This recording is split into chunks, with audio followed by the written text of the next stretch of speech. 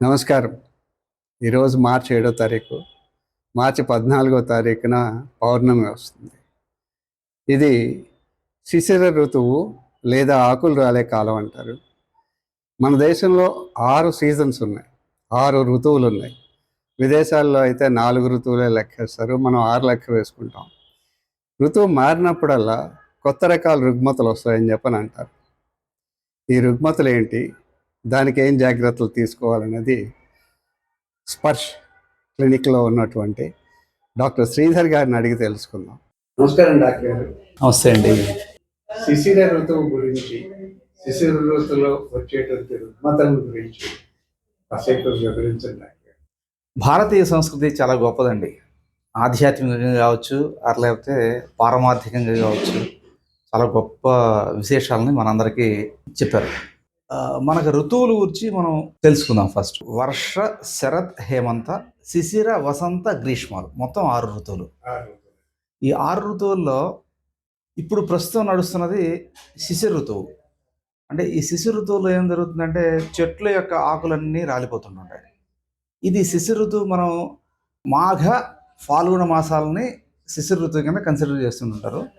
ఈ శిశిర ఋతువు అకార్డింగ్ టు ఆయుర్వేద కావచ్చు, లేకపోతే మన ఆధ్యాత్మిక పరంగా కావచ్చు, చాలా బలమైన ఋతువు కింద కన్సిడర్ చేస్తారు. కామన్గా ఏం జరుగుతుంటుందంటే ఈ ఋతువుల్లో చలి నుంచి ఎండకి కన్వర్ట్ అయిపోతుంటుంది. ఈ కన్వర్ట్ అయినప్పుడు ఏమవుతుంది, ఆకులన్నీ కూడా చెట్లకి ఆకులు అన్నీ రాలిపోతుంటాయి. ఆకులు రాలిపోవడం మూలకంగా ఆకుల ద్వారా కొంత ధూళి, దుమ్ము ఇదంతా వస్తుంటుంది. తర్వాత ఈ శిశిర ఋతువు యొక్క ప్రథమ భాగంలో ఆకలి యొక్క తీవ్రత ఎక్కువగా ఉంటుంది. మనిషి చాలా బలంగా ఉంటాడు. అంటే మాఘమాసంలో బలంగా ఉంటాడు.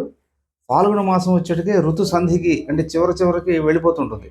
అంటే చైత్రమాసం చివరికి వచ్చేలోపల దీంట్లో వీళ్ళకి త్రోటు, అంటే గొంతు ఎండిపోవడం అన్న సమస్య కామన్గా మనం గమనిస్తుంటుంటాం. దీనికి కారణం ఒకటే, చెట్ల ద్వారా కానీ లేకపోతే ఆకాశంలో వచ్చే ధూళి కణాలు ఎక్కువగా మన ప్రభావితం చేస్తాయి. దీంతో థ్రోట్ ఇన్ఫెక్షన్స్, జలుబు, దగ్గు ఇవి వచ్చే కారణాలు ఉంటాయి. కాకపోతే ఏంటంటే ఇక్కడ ఈ శిశిర ఋతువు యొక్క లక్షణం మొదట చెప్పుకున్నాం, బలమైన ఋతువు అని చెప్పుకున్నాం కదా. శిశిర ఋతువును మనం బలమైన ఋతువు కింద కన్సిడర్ శరత్, శిశిర ఋతువులు ఈ రెండు కూడా ఉత్తమ బలాన్ని కలిగిన ఋతువుల కింద కన్సిడర్ చేస్తారు. అంటే మనిషి మంచి ఆరోగ్యకరంగా ఉంటాడు, బలంగా ఉంటాడు, బలిష్టంగా ఉంటాడు, బలమైన కార్యక్రమాలు చేయడానికి శరీరం సహకరిస్తుంటుంది. కాకపోతే ఇప్పుడు ప్రస్తుతం ఈ ఫాల్గుణ మాసంలో ఈ శిశిర ఋతువు యొక్క చివర అన్నమాట ఋతు సంధి. అంటే ఇంకొక 4-5 రోజుల తర్వాత మనకు ఋతు సంధి ఆరంభం అవుతుంది. ఈ ఋతు సంధి ఆరంభం అయినప్పటి నుంచి కామన్గా చూసే ప్రాబ్లమ్స్ ఏంటంటే థ్రోట్ ఇన్ఫెక్షన్స్, తర్వాత గొంతు ఎండిపోవటము, శరీరం అంతా డ్రైగా అయిపోవటము, చెమటలు వచ్చినట్టు ఉంటాము, చెమటలు పూర్తిగా పట్టదు. అందుకని చర్మం అంతా విరవిరలాడిపోయినట్టు అనిపిస్తుంటుంది. ఈ లక్షణాలన్నీ నాకు అనిపిస్తుంది శరీరం అంతా అవును, ఈ లక్షణాలన్నీ కామన్గా మనకి ఈ ఋతువు యొక్క సంధిలో మనం గమనించే అంశాలు. కాకపోతే ఏంటంటే వీటి బారి నుంచి ఎట్లా బయటపడాలి అన్నది ఇంపార్టెంట్ అయిన అంశం. ఇక్కడ ఎట్లా బయటపడాలంటే అభ్యంగనం ఆచరేత నిత్యం, ప్రతినిత్యం కూడా ఏ ఋతువులో అయినా అభ్యంగనం చేసుకోవడం, అభ్యంగన స్నానం అన్నది ఇంపార్టెంట్ అయిన అంశం. అభ్యంగనం అంటే ఏంటి, శరీరానికి నూనె పెట్టుకొని, ఎవరికి వాళ్ళు నూనె పెట్టుకొని కొద్దిగా మైల్డ్ మసాజ్ చేసుకొని, గోరువెచ్చటి నీళ్ళు, అంటే వేడి నీళ్ళు పోసుకున్నా కూడా మీకు ప్రాబ్లం ఎక్కువ అవుతుంది. చల్లటి నీళ్ళు పోసుకోకూడదు, ఎట్ ది సేమ్ టైం వేడి నీళ్ళు పోసుకోకూడదు. నులివెచ్చటి నీళ్ళు కనుక మీరు పోసుకుంటే చర్మం యొక్క మృదుత్వం కాపాడుకోవచ్చు. And at the same time మీరు ముక్కులకి నావన నస్యం, అంటే ముక్కులు ఎండిపోతుంటాయి. ముక్కుల యొక్క మొదట్లో ఆవు నెత్తితో కనుక 2 వేళ్ళు ఆవు నెత్తిలో ముంచేసేసి ఈ మొదట్లో కనుక మీరు ఆవు నెత్తిని రాసుకుంటే ముక్కులు అన్నది ఎండిపోకుండా, గొంతు ఎండిపోకుండా ఉంటుంది. రిపీటెడ్గా కొద్దిగా వాటర్ తాగుతూ ఉండాలి. అట్లని ఎక్కువ వాటర్ కూడా తాగకూడదు.